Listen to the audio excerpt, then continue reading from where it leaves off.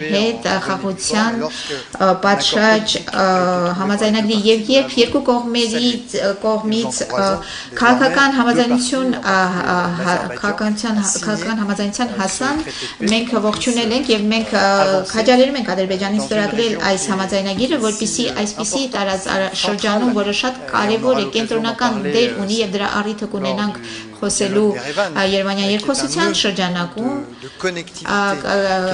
հաղորդակցության կապակցվածության հանգույց է շատ կարևոր Եվրոպայի համար շատ կարևոր է որ այդ համաձայնագիրը ստորագրվի մի քանի շաբաթ առաջ նորից լարվածություններ ի հայտ եկան մենք զսպվածության կոչ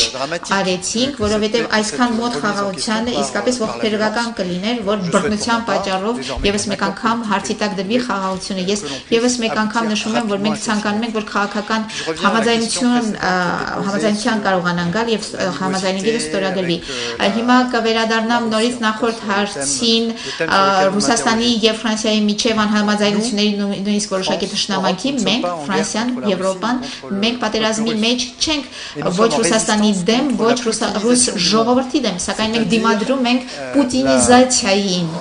Այսինքն ուժի միջոցով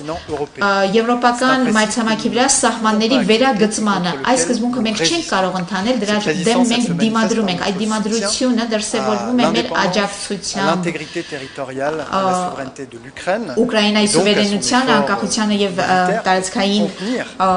ամբողջականությանը եւ նրա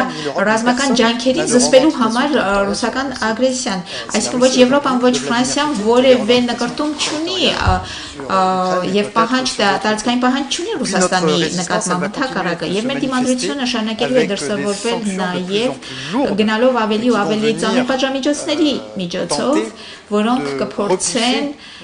յետ մղել կամ գոնե պատերազմական ջանքը Վլադիմիր Պուտինի վարած պատերազմի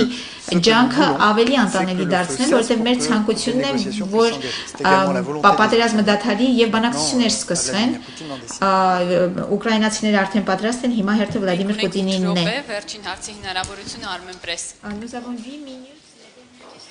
Շնորհակալություն Էմանուել Մարգարյան Armen Press պետական լրատվական գործակալություն հարցս առնչվում է վիզաների ազատականացմանը նախ Ֆրանսիայի հարկարժան արտգործնախարարին եմ ուզում հարց ուղղել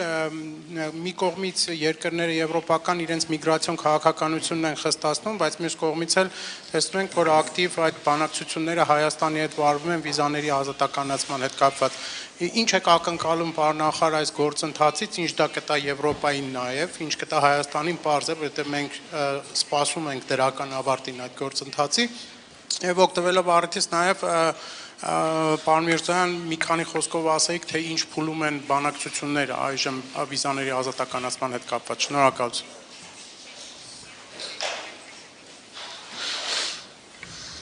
Je vais vous répondre comme je l'ai dit tout à l'heure l'Union européenne, à travers cette discussion qui s'engage Այս քննարկման միջոցով, որը սկսվում է կարճաժամկետ այցերի վիզաների ազատականացման միջոցով եւ խաղաղության եվրոպական գործիքի միջոցով աջակցում է Հայաստանին եւ այս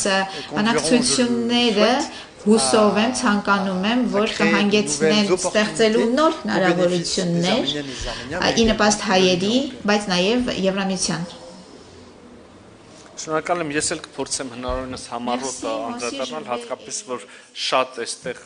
քաղաքական ասելիք ամենայն դեպս չկա, մենք ունենք երկու կողմերի մեծ պատրաստակամություն, բանակցությունները սկսված են, բայց կան նաև բազմաթիվ տեխնիկական հարցեր, տեխնիկական գործեր,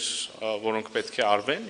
թույլ տվեք նաև այսպես ձևակերպել, եւ մի մասը հենց մեր պարտավորություններն են, մենք քիչ առաջ խոսեցինք բիոմետրիկ անձնագրերից, սա միայն մեկն է այն անելիքներից, որոնք պետք է ապահովվեն, որպեսզի Հայաստանը եւ Եվրոպական միությունը միասին կարողանան այդ որոշմանը գալ, այսինքն այստեղ բանակցությունները միայն միմյանց համոզելու մասին չեն, այլ նաև պատկերացնելու են ճանապարհ, այն քայլերը, որոնք պետք է